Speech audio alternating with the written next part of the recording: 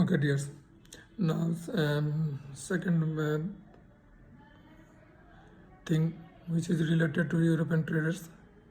Um, in that series 2, we will cover establishment of British territories through wars and treaties.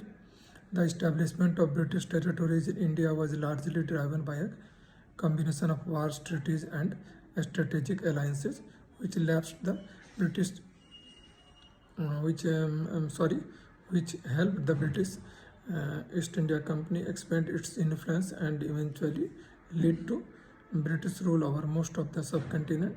Here an outline of the key wars and treaties which played a crucial role in this process. The first battle was the Battle of Plassey in 1757. Context: the British East India Company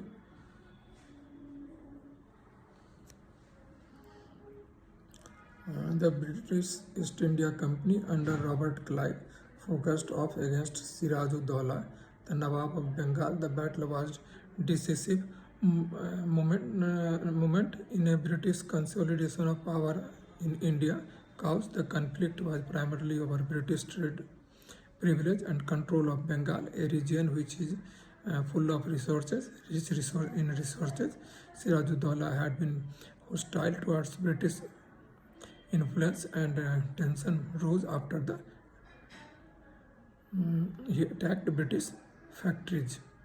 Outcome: the British, through a combination of military force and betrayal, as some of the Siraj-ud-Dowlah's key generals defected to the British, defeated the Nawab. Siraj-ud-Dowlah was captured and executed, and the British gained control over Bengal. Aftermath: the Battle of Plassey laid the foundation of the British East India Company's dominance in India, especially in the wealthy Bengal region. The British secured the right to collect taxes from Bengal, which founded their future military and economic activities. Second battle was Battle of Buxar in 1764. Context: the Battle of Buxar was fought between the British East India Company and a coalition of Indian rulers, including Nawab of Awadh, Siraj-ud-Dowlah, the Mughal Emperor Shah Alam II, and the Nawab of Bengal, Mir Qasim. Cause: the Mir Qasim, the Nawab of Bengal, had earlier attempted to assert his independence and reduce the British control over Bengal. The battle was a direct consequence of the tension between the company and the Indian rulers. Outcome: the British, under the command of Major Hector Munro, defeated the Indian coalition. This victory consolidated British control over Bengal and extended British influence across North India.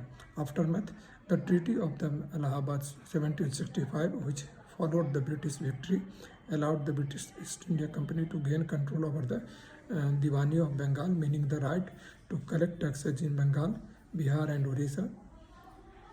And this marked the beginning of the British political and economic control over the large part of India. Third was Anglo-Mysore War in 1767 to 1799. Outcome: the Anglo-Mysore War was a series of 4 wars fought between the Kingdom of Mysore under Tipu Sultan and the British East India Company. First Anglo-Mysore Wars 1767 to 1769, fought due to British effort to expand their influence in South India. It ended a treaty with no major territorial changes. Second Anglo-Mysore War 1780 to 1784, Tipu Sultan emerged victorious, but the British managed to secure peace with the Treaty of Mangalore in 1784. Third Anglo-Mysore War, the British, headed by the Marathas and the Nizam of Hyderabad, defeated Tipu Sultan and forced him to cede significant territory under the Treaty of Srirangapatnam in 1792. Fourth Anglo-Mysore War 1798 to 99, Tipu Sultan's resistance to the British control ended when he was killed in the siege of Srirangapatnam in 1799. Mysore was then reduced to a subsidiary state under the British rule. Fourth one is Anglo-Maratha War 1775 to 1818. First Anglo-Maratha War was 1775 to 1782. This war was fought between the British East India Company and the Maratha Empire. The war ended a treaty of Salwai, which no significant territorial change but the a recognition of Maratha power. Second is Anglo-Maratha War 1803 to 1805. The British defeats the Maratha and expand their control over significant regions including Delhi, Agra and Gwalior. The Maratha were forced to cede large territory under the Treaty of Basin in 1802. Third Anglo-Maratha War 1817 to 1818. The British decisively defeated the Marathas, effectively ended the Maratha Empire. The Treaty of Pune in 1880 result in the Maratha being subordinated to British rule and their territory were absorbed into the British Empire. Fifth war, that is very crucial and important, the Sikh War. Sikh Wars 1845 to 1849. Context: the Sikh Empire of Punjab under Ranjit Singh was a formidable power in the northwestern India. After Ranjit Singh's death in 1839, internal instability in the Sikh Empire prompted the British to intervene. First Anglo-Sikh War 1845 to 1846. The British defeated the Sikh force at the Battle of Sovareon, leading to the Treaty of Lahore in 1846. The British took control of Jammu and Kashmir and made the Sikh Empire a protectorate. Second Anglo-Sikh War 1848 to 1849. The British decisively defeated the Sikhs, annexing the entire Punjab region. After the Battle of Gujarat, the Treaty of Lahore effectively ended Sikh sovereignty and Punjab was annexed to the British Empire. Sixth thing which is very remarkable in Indian history is the Indian Rebellion of 1857, Sepoy Mutiny. Context: the Indian Rebellion of 1857, also known as the Sepoy Mutiny, was a large-scale uprising against British rule, primarily led by the Indian soldiers Sepoy. As in the British East India Company army, it spread to several parts of northern and central India. Causes: the rebellion was triggered by the multiple factors, including resettlement over British policies, and the annexation of Indian territories and cultural insensitivity, such as the cows of cartridge greased with the animal fat. Outcome: the British crushed the rebellion after intensive fighting, especially in Delhi, Kanpur and Lucknow.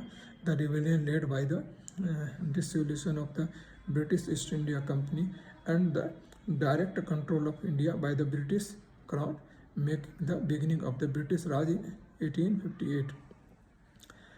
Key treaties involved in British expansion: the Treaty of Paris in 1763 ended the 7-year war and confirmed British supremacy over French territory in India.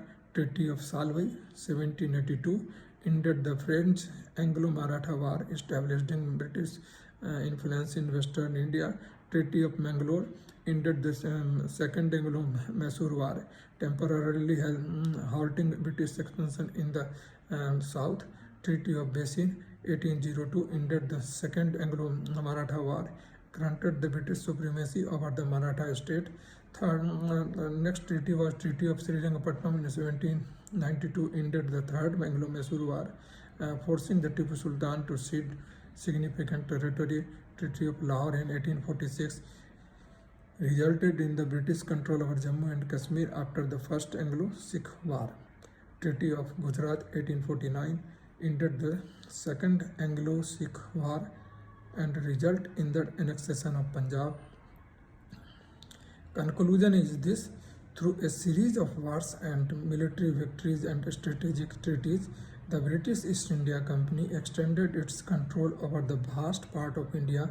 By the mid-19th century, Britain had become the dominant power in India, setting the stage for the formal establishment of British colonial rule.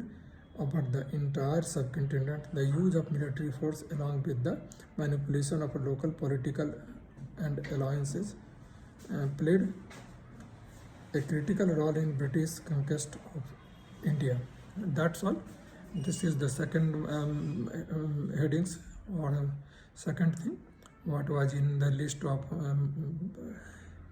arrival of traders, and I am also giving the third series today, which is also going to be posted just 2 and 3 hours. So please note, read through listening video, write down whatever you think is important for you. As far as my view is concerned, I have given the all main context in a shorter form, which can be remembered with whatever is necessary. Okay, all the best. Please subscribe, share, and keep watching. If you will see the video 2 or 3 times, it will be remembered to you. It's not so lengthy that it could take much time.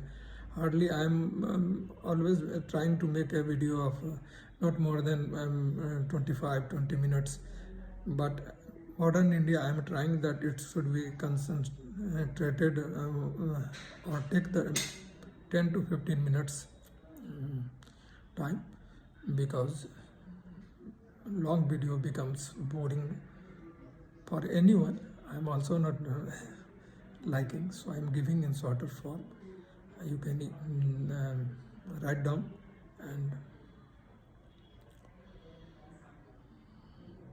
give your views about this. Okay, thank you very much. Have a nice day. Please keep watching. Thank you.